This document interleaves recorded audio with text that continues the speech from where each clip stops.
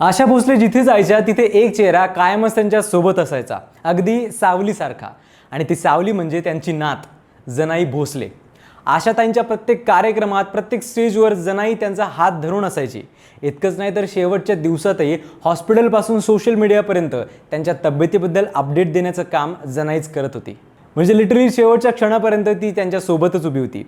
पण जनाई ही फक्त आशा भोसले यांची नात नाही, ती स्वतःच एक पूर्ण पर्सनॅलिटी आहे. आनंद भोसले यांची मुलगी असलेली जनाई स्वित्झर्लंडमध्ये शिकलेली आहे आणि तिने गायनातही स्वतःचा प्रवास सुरू केला आहे. तिचं कॅन्डी है हे गाणं तुम्ही ऐकलं असेलच. खुद्द आशाताई म्हणायच्या की माझ्या नातीचा आवाज खूप गोड आहे. यापेक्षा मोठं व्हॅलिडेशन काय ते असणार.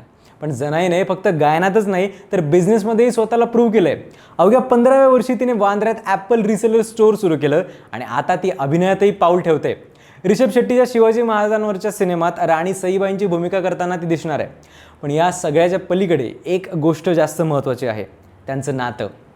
आशाताई आणि जनाई यांचा बॉन्ड हे फक्त रक्ताचं नातं नव्हतं तर मैत्रीसुद्धा होती, कंपॅनियनशिप होती. प्रत्येक दिवस महत्त्वाचा आहे असं म्हणणाऱ्या आशाताईंच्या आयुष्यात शेवटच्या दिवसापर्यंत आनंद, पॉझिटिव्हिटी आणि स्ट्रेंथ देणारी व्यक्ती म्हणजे जनाई होती.